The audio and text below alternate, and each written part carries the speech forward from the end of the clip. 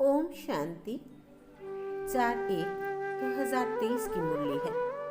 मुख्य रूप से बाबा ने जो इशारे दिए वो कुछ इस प्रकार है कि बाबा कहते कि हम मोती चुगने वाले हंस हैं। हंस कभी कंकड़ पत्थर नहीं चुगता, अर्थात हमें केवल ज्ञान मोती चुगना है। मनमत, परमत, व्यर्थ रूपी कंकड़ पत्थर से परहेज करना इस समय बहुत आवश्यक है, क्योंकि समय की रफ्तार जो है वो बहुत ही तेज है और हमारे पास कार्य बहुत ज्यादा रखा हुआ है। विशेषकर स्व परिवर्तन का महीन कार्य, संपूर्ण पवित्र बनने का कार्य, बाप समान बनने का कार्य अवश्य जल्द से जल्द समाप्त करना है।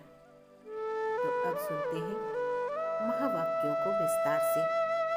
बाबा कहते, मीठे बच्चे, तुम मोती चुगने वाले हंस हो। तुम्हारी है हंस मंडली। तुम लकी सितारे हो, क्योंकि स्वयं ज्ञान सूर्य बाप तुम्हें सम्मुख पढ़ा रहे हैं।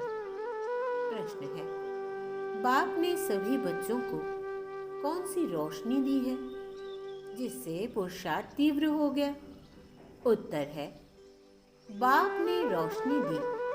बच्चे, अब इस ड्रामा की अंत है। तुम्हें नई दुनिया में चलना है। ऐसे नहीं, जो मिलना होगा वो मिलेगा।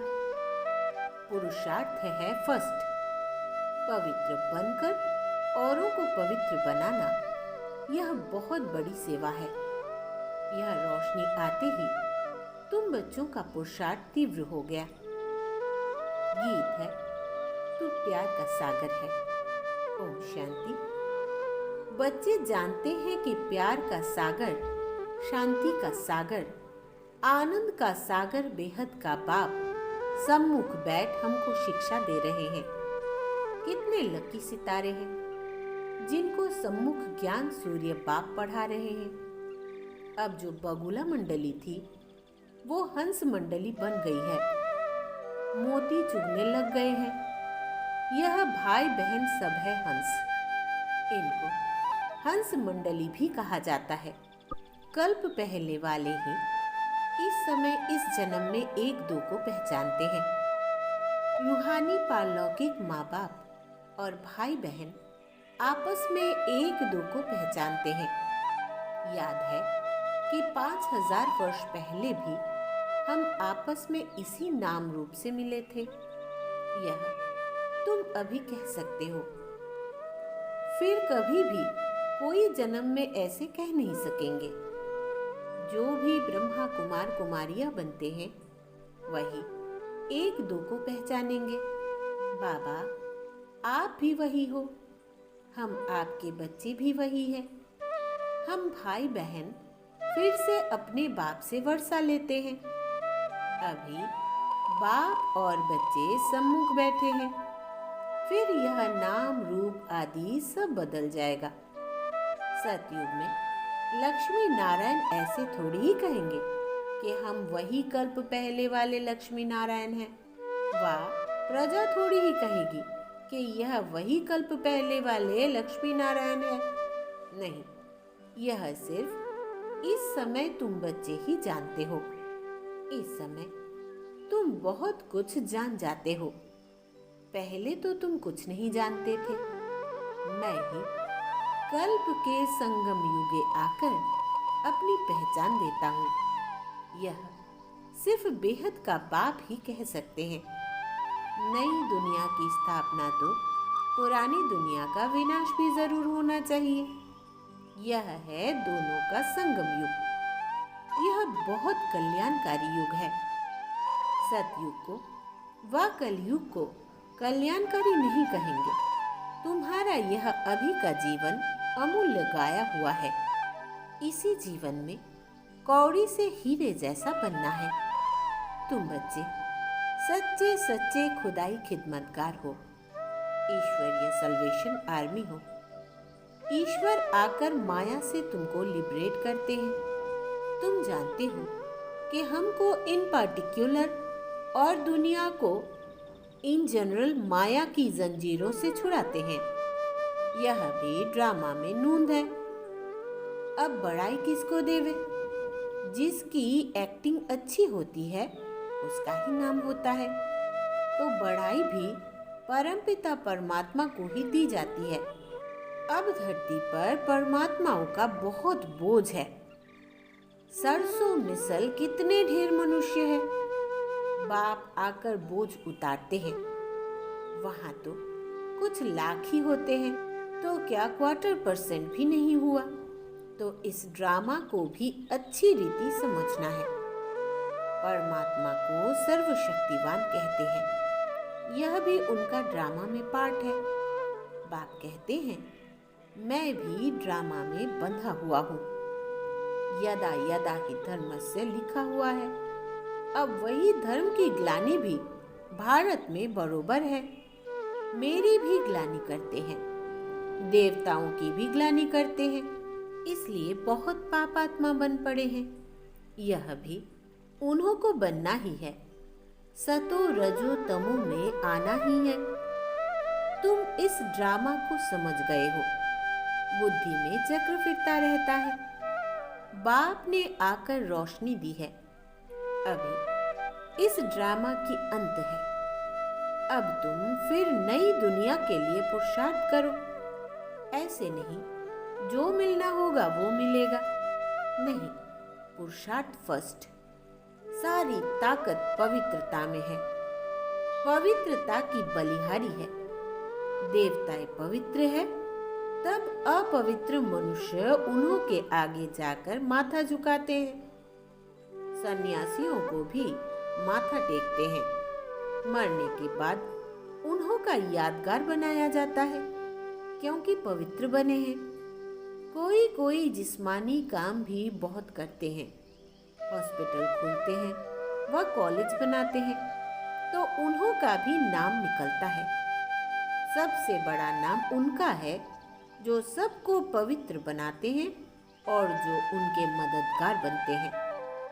तुम पवित्र बनते हो उस एवर प्योर के साथ योग लगाने से। जितना तुम योग लगाते जाएंगे उतना तुम पवित्र बनते जाएंगे। फिर अंतमति सोगति, बाप के पास चले जाएंगे। वो लोग यात्रा पर जाते हैं तो ऐसे नहीं समझते हैं कि बाप के पास जाना है, फिर भी पवित्र रहते हैं। यहाँ तो बाप सभी को पवित्र बनाते हैं। ड्रामा को भी समझना कितना सहज है। बहुत पॉइंट्स समझाते रहते हैं, फिर कहते हैं सिर्फ बाप और वर्षे को याद करो। मरने समय सब भगवान की याद दिलाते हैं। अच्छा, भगवान क्या करेगा?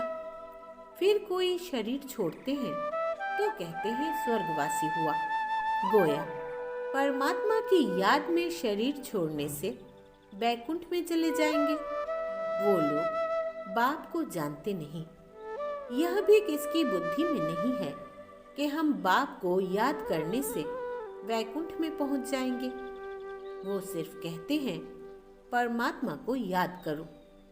अंग्रेजी में गॉड फादर कहते हैं। यहाँ तुम कहते हो परम पिता परमात्मा। वो लोग पहले गॉड फिर फादर कहते। हम पहले परम पिता फिर परमात्मा कहते। वो सबका फादर है। अगर सभी फादर हो तो फिर ओ गॉड फादर कह न सके। थोड़ी सी बात भी नहीं समझ सकते। बाप ने तुमको सहज करके समझाया है। मनुष्य जब दुखी होते हैं तो परमात्मा को याद करते हैं। मनुष्य है देह अभिमानी और याद करती है देही अर्थात आत्मा। अगर परमात्मा सर्वव्यापी है तो फिर आत्मा क्यों याद करे? अगर आत्मा निर्लेप है फिर भी देही अथवा आत्मा क्या याद करती है? भक्ति मार्ग में आत्मा ही परमात्मा को याद करती है, क्योंकि दुखी है। जितना सुख मिला है उतना याद करना पड़ता है। यह है पढ़ाई। एम ऑब्जेक्ट भी क्लियर है। इसमें अंधश्रद्धा की कोई बात नहीं। तुम सभी धर्म वालों को जानते हो। इस समय सभी मौजूद है। अब फिर देवी देवता धर्म की हिस्ट्री रिपीट होनी है। यह कोई नई बात नहीं।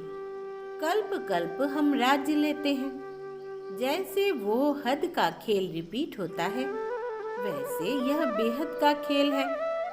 आधा कल्प का हमारा दुश्मन कौन? रावण। हम कोई लड़ाई का राज्य नहीं लेते हैं। ना कोई हिंसक लड़ाई लड़ते हैं, ना कोई जीत पहनने के लिए लश्कर लेकर लड़ते हैं। यह हार जीत का खेल है, परंतु हार भी सूक्ष्म तो जीत भी सूक्ष्म। माया से हारे हार है, माया से जीते जीत है। मनुष्यों ने माया के बदले मन अक्षर डाल दिया है, तो उल्टा हो गया है।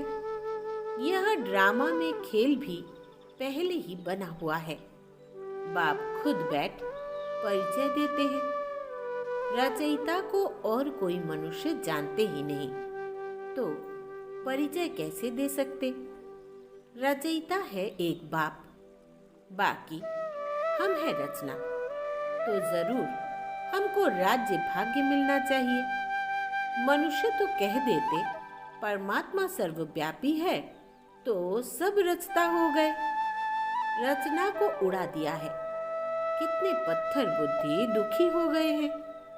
सिर्फ अपनी महिमा करते हैं कि हम वैष्णव हैं। गोया हम आधा देवता है। समझते हैं देवताएं वैष्णव थे। वास्तव में वेजिटेरियन का मुख्य अर्थ है अहिंसा परमो धर्म। देवताओं को पक्के वैष्णव कहा जाता है। ऐसे तो अपने को वैष्णव कहलाने वाले बहुत हैं, परंतु लक्ष्मी नारायण के राज्य में वैष्णव संप्रदाय पवित्र भी थे। अब उस वैष्णव संप्रदाय का राज्य कहाँ है? अब तुम ब्राह्मण बने हो, तुम ब्रह्मा कुमार कुमारियां हो, तो जरूर ब्रह्मा भी होगा। तब तो नाम रखा हुआ है शिववंशी प्रजापिता ब्रह्मा की औलाद। गाया भी जाता है कि शिव बाबा आया था, उसने ब्राह्मण संप्रदाय रची, जो ब्राह्मण फिर देवता बने। अब तुम शूद्र से ब्राह्मण बने हो, तब ब्रह्मा कुमार कुमारी कहलाते हो। विराट रूप के चित्र पर भी समझाना अच्छा है। विष्णु का ही विराट रूप दिखाया है। विष्णु और उसकी राजधानी ही विराट चक्र में आते हैं। यह सब बाबा के विचार चलते हैं। तुम भी विचार सागर मंथन की प्रैक्टिस करेंगे तो रात्रि को नींद नहीं आएगी। यही चिंतन चलता रहेगा। सुबह को उठ धंधे आदि में लग जाएंगे। कहते हैं सुबह का साई। तुम भी किसको बैठ समझाएंगे तो कहेंगे, अहो यह तो हमको मनुष्य से देवता, बेगर से प्रिंस बनाने आए हैं। पहले अलौकिक सेवा करनी चाहिए, स्थूल सर्विस बाद में। शौक चाहिए। खास माताएं बहुत अच्छी रीति सर्विस कर सकती है। माताओं को कोई धिक्कारेंगे नहीं। सब्जी वाले, अनाज वाले, नौकर आदि सबको समझाना है। कोई रह ना जाए जो उल्हाना देवे। सर्विस में दिल की सच्चाई चाहिए। बाप से पूरा योग चाहिए, तब धारणा हो सके। बक्खर भरकर फिर पोर्ट पर स्टीमर डिलीवरी करने जाए, उनको फिर घर में सुख नहीं आएगा, भागता रहेगा। यह चित्र भी बहुत मदद देते हैं। कितना साफ है। शिव बाबा ब्रह्मा द्वारा विष्णुपुरी की स्थापना करा रहे हैं। यह है रुद्र ज्ञान यज्ञ, कृष्ण ज्ञान यज्ञ नहीं। इस रुद्र ज्ञान यज्ञ से विनाश ज्वाला प्रज्वलित हुई है। श्री कृष्ण तो यज्ञ रच नहीं सकते। वो 84 जन्म लेंगे तो नाम रूप बदल जाएगा और कोई रूप में श्री कृष्ण हो न सके। श्री कृष्ण का पाठ तो जब उसी रूप में आए तब ही रिपीट करे। अच्छा, मीठे मीठे सिकिलदे बच्चों प्रति माता पिता बाप दादा का याद प्यार और गुड मॉर्निंग। रूहानी बाप की रूहानी बच्चों को नमस्ते और हम रूहानी बच्चों की रूहानी बाप दादा को याद प्यार, गुड मॉर्निंग और नमस्ते बाबा, नमस्ते। धारणा के लिए मुख्य सार। पहला, सच्चे सच्चे खुदाई खिदमतगार अर्थात ईश्वरीय सल्वेशन आर्मी बन सबको माया से लिबरेट करना है। इस जीवन में कौड़ी से हीरे जैसा बनना और बनाना है। दूसरा, जैसे बाबा विचार सागर मंथन करते हैं, ऐसे ज्ञान का विचार सागर मंथन करना है। कल्याणकारी बन अलौकिक सेवा में तत्पर रहना है। दिल की सच्चाई से सेवा करनी है। वरदान है आज का, छोटी छोटी अवज्ञाओं के बोझ को समाप्त कर सदा समर्थ रहने वाले श्रेष्ठ चरित्रवान भव। विस्तार है, जैसे अमृत बेले उठने की आज्ञा है तो उठकर बैठ जाते हैं, लेकिन विधि से सिद्धि को प्राप्त नहीं करते। स्वीट साइलेंस के साथ निद्रा की साइलेंस मिक्स हो जाती है। दूसरा, बाप की आज्ञा है किसी भी आत्मा को न दुख दो न दुख लो। उसमें दुख देते नहीं हैं लेकिन ले लेते हैं। तीसरा, क्रोध नहीं करते लेकिन रोब में आ जाते हैं। ऐसी छोटी छोटी अवज्ञाएं मन को भारी कर देती है। अब इन्हें समाप्त कर आज्ञाकारी चरित्र का चित्र बनाओ, तब कहेंगे सदा समर्थ चरित्रवान आत्मा। स्लोगन है आज का, सम्मान मांगने के बजाय सबको सम्मान दो तो सबका सम्मान मिलता रहेगा। सम्मान मांगने के बजाय सबको सम्मान दो तो सबका सम्मान मिलता रहेगा। अच्छा, ओम शांति।